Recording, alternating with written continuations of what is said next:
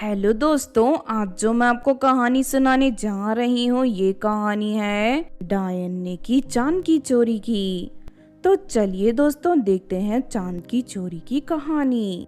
बहुत समय पहले किसी जंगल में एक डायन रहती थी। उस डायन के गले में एक लॉकेट था जिससे उसे शक्ति मिलती थी। डायन रोज आधी रात को जंगल के पास वाले गांव में जाती थी और जो भी इंसान उसे वहां मिलते उसे जान से मारकर उसका खून पी जाती थी। इस तरह धीरे धीरे डायन गांव के बहुत सारे लोगों को जान से मार देती है। फिर एक रात सोनिया अपनी सहेली की शादी से घर लौट रही थी कि तभी रास्ते में उसे डायन मिल जाती है।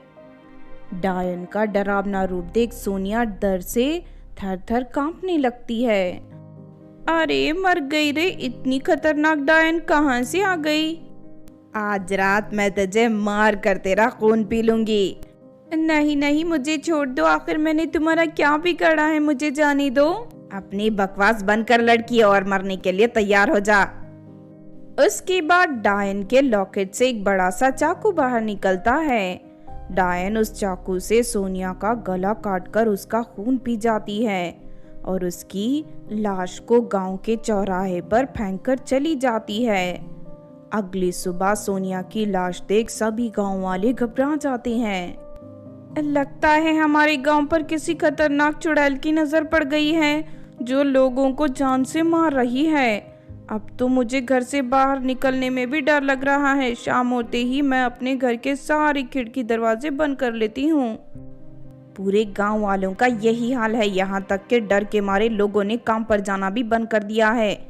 हमें किसी भी तरह इस मुसीबत का हल निकालना होगा, वरना हम लोग ज्यादा दिन जिंदा नहीं बचेंगे। इस तरह सभी गांव वाले खौफ में जी रहे थे। दूसरी तरफ डायन लोगों को मार कर उनका खून पीते जा रही थी। लेकिन फिर एक दिन लोगों को डायन की असलियत पता चल जाती है और साथ ही लोग उसके गले के लॉकेट का राज भी जान लेते हैं।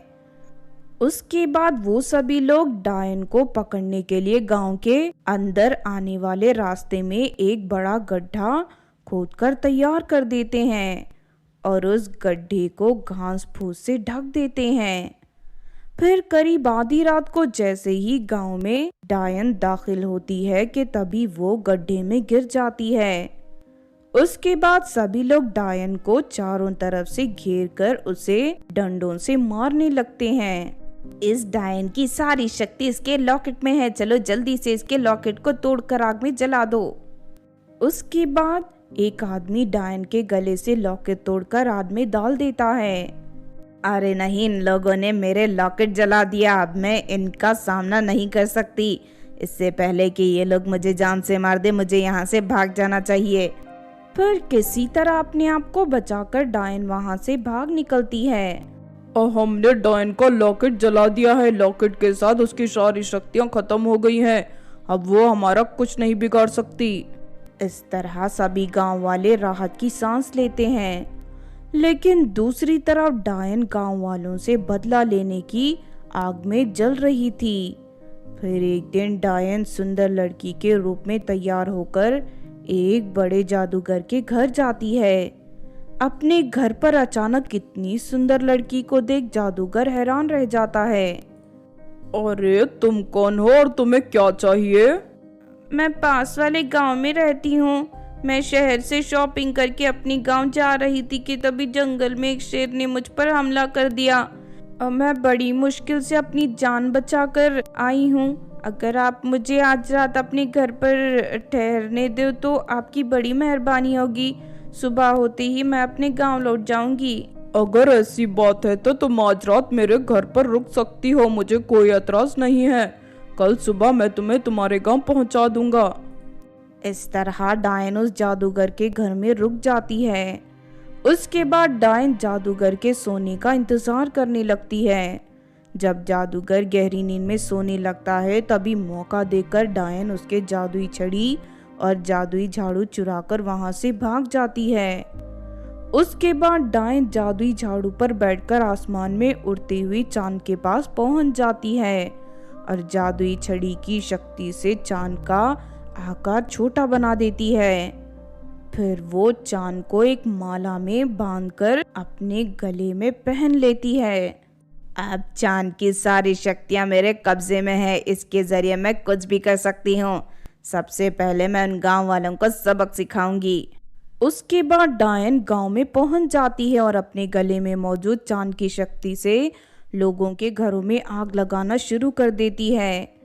ये देख सभी लोग घबराकर इधर उधर भागने लगते हैं। अरे हमने तो डायन के लॉकेट को जलाकर इसे भगा दिया था, लेकिन ये अचानक फिर से इतना ताकतवर कैसे बन गई? अरे ये क्या, इस डायन ने तो चांद को चुराकर अपने गले में पहन लिया है। अब ये चांद की शक्ति से हम पर हमला कर रही है। लगता है अब हम में से कोई नहीं बचेगा। सब लोग अपनी जान बचाकर भागो। लेकिन तभी डायन सभी लोगों को पकड़ लेती है।